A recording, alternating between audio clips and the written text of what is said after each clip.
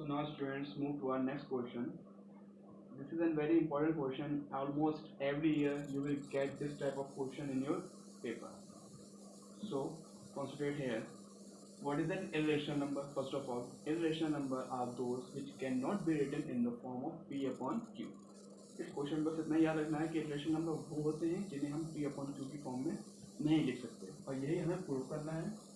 Prove that root 5 is an irrational number. तो जितने भी रूट्स के नंबर होते हैं जो सॉल्व नहीं हो पाते हैं वो होते हैं हमारे सारे इरेशनल नंबर होते हैं. अब यही इसे फॉर्म का प्रूव करना है. प्रूव करने के लिए हम क्या करेंगे? First of all we let root 5 is an irrational root 5 is an rational number. हम क्या मान लेंगे? रूट 5 जो है हमारा वो है rational number. So let's start. Solution करते हैं इसका. Let root 5 is a rational number. So rational number क्या होते हैं? Those numbers which can be written in the form of P upon Q. यानी P अपॉन Q की form में जो नंबर्स रिप्रेजेंट कर सकते हैं उन्हें हम बोलते हैं रेशनल नंबर. तो हमने रूट 5 को जब रेशनल नंबर माना है तो इसे हम रिप्रेजेंट कर सकते हैं यानी P अपॉन Q की फॉर्म में. यानी हम इसे लिख सकते हैं therefore root 5 can be written as P upon Q. यानी रूट 5 को हम क्या लिख सकते हैं? P अपॉन Q की फॉर्म में. अब P अपॉन Q की जब फॉर्म में लिखते हैं तो एक कंडीशन और आती है कि P and Q are coprimes. P and Q are coprimes. Here P and Q are coprime. So now again the next question is what are coprime numbers? Coprime numbers वो होते हैं जिनका कोई कॉमन डिविजिबल नहीं होता है. Suppose अगर मैं यहाँ पे एक्सप्लेन कर देता हूँ आपको. यहाँ पे रफली मेरे पास लिखा है 5 अपॉन 15. तो ये दोनों नंबर्स क्या कोप्राइम हैं? ये दोनों नंबर्स कोप्राइम नहीं हैं क्योंकि ये दोनों नंबर्स 5 से कैंसिल आउट हो रहे हैं. यानी कि इनका कॉमन मल्टीपल जो है वो है 5. यानी इनका फैक्टर क्या है? 5 से ये डिवाइड हो रहे हैं. यानी ये कोप्राइम नंबर्स नहीं है. अगर लिखा हो कहीं पर 5 अपॉन 7 तो ये दोनों हमारे पास कोप्राइम्स हैं. अब जरूरी नहीं है कि प्राइम नंबर्स ही कोप्राइम्स होंगे. हो सकता है यहाँ पे लिखा हो 15 और यहाँ पे लिखा हो 28. सॉरी 15 और 28. सो 15 एंड 28 ये दोनों हमारे पास प्राइम नंबर्स तो नहीं है लेकिन ये दोनों एक दूसरे के लिए कोप्राइम है. कोप्राइम क्यों है? क्योंकि इनका कोई कॉमन फैक्टर नहीं है. अगर इसको हम देखें इनका कोई कॉमन फैक्टर नहीं है. कैसे देखेंगे? जैसे हम देखेंगे इसको अगर हम लिखेंगे कैसे लिखेंगे? 5 प्राइम फैक्टराइजेशन मेथड से कैसे लिखेंगे? यानी ये दोनों क्या हो गए? कॉमन फैक्टर हो गए. सिमिलरली इसे लिखें 3 मल्टीप्लाई 5. इसे क्या लिखेंगे? 7 मल्टीप्लाई 2 मल्टीप्लाई 2. तो इन दोनों में कोई भी हमारे पास कॉमन फैक्टर नहीं आया. यानी ये दोनों क्या हो गए? को प्राइम हो गए. दूसरा समझने का तरीका है कि ये दोनों एक दूसरे के लिए प्राइम हैं. यानी एक दूसरे के लिए दोनों प्राइम है, एक दूसरे को कैंसिल आउट नहीं कर सकते. बस यही होता है हमारे को prime number. So P and Q are को prime number. P and Q ये को प्राइम नंबर होते हैं. इनका कोई कॉमन फैक्टर नहीं होता है. क्लियर? नेक्स्ट स्टेप अब हम क्या करेंगे? Squaring both side. Now squaring both sides. Squaring both sides करें हमने. रूट 5 का स्क्वायर होता है 5 and P square upon Q square. तो शिफ्ट करेंगे तो ये आ जाएगा हमारे पास 5 Q square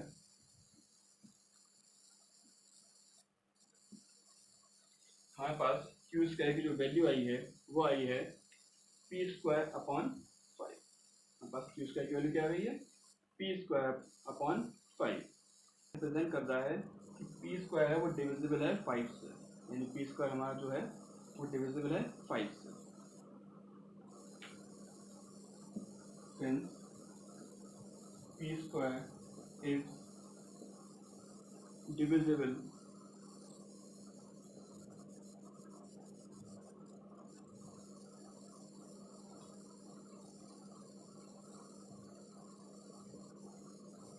divisible by 5।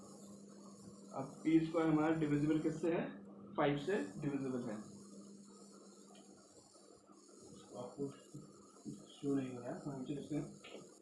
P square since P square is divisible by 5, P square 5 से डिविजिबल है, तो फिर पी भी जो होगा हमारा वो क्या होगा? 5 से डिविजिबल है। किसी नंबर का स्क्वायर किसी नंबर से डिविजिबल होता है तो वो नंबर भी उससे डिविजिबल होता है। Therefore, P is also divisible by 5, यानी P is also divisible by 5, यानी कहने का सेंस है जो P है वो क्या है? मल्टीपल है 5 का, इसलिए डिविजिबल है, यानी P जो है वो क्या है?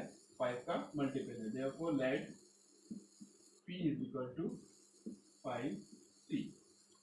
हमने क्या मान लिया? P की वैल्यू मान ली 5C। P की वैल्यू 5C मानी और हमने अपनी इक्वेशन फर्स्ट में पुट कर दी। P की वैल्यू 5C मानी और इक्वेशन फर्स्ट में पुट कर दी। Putting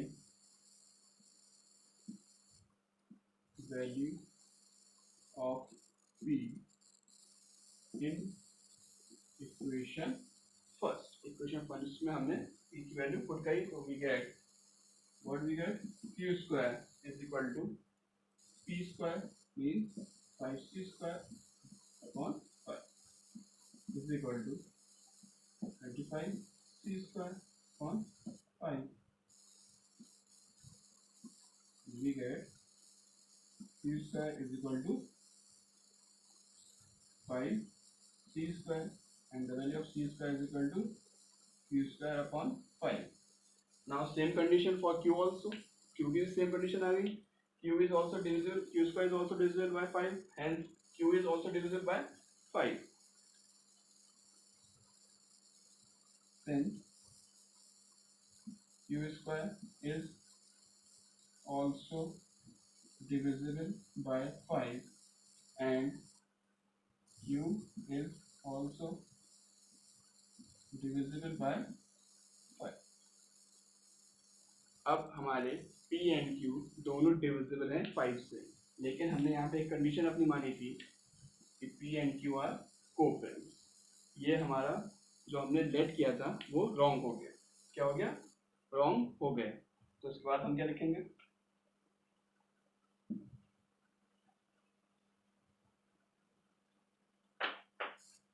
But we assume that P and Q are co-primes, लेकिन हमने जो assume किया था P and Q are co-primes वो हमारा क्या हो गया? गलत हो गया। So हम इसे क्या बोलते हैं? Therefore by contradiction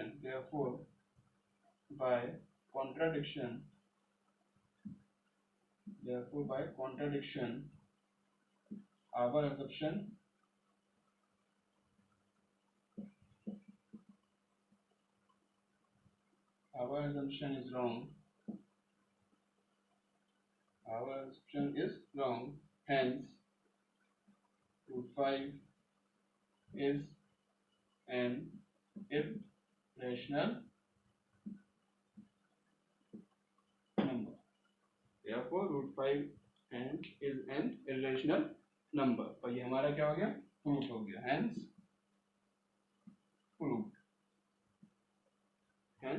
प्रूफ हमें यही प्रूफ करना था। सो हमने फर्स्ट ऑफ ऑल लेट करा root 5 is a rational number. फिर बाय कॉन्ट्राडिक्शन एक मेथड होता है, बाय कॉन्ट्राडिक्शन मेथड अगर हम कुछ लेट करते हैं वो गलत आ जाता है, वो सही नहीं आता है, तो इसे हम क्या बोलते हैं? यानी उसका अपोजिट सही होगा। हमने जो लेट किया है वो गलत आ गया, यानी इसका अपोजिट सही होगा। उसका अपोजिट क्या है? कि वो इररेशनल नंबर है। तो इसमें जितने भी क्वेश्चन आते हैं रूट 7 रूट 3 सब में सेम प्रोसीजर फॉलो होता है। सो ये आप एक बार देख लें, नोट डाउन कर लें और इसके जो एक्स्ट्रा क्वेश्चन हैं वो सॉल्व करें, ट्राई करें और वो एक्सरसाइज 1.4 भी आप कंप्लीट कर लें। ओके क्लास, अल्लाह हाफिज़, टेक केयर।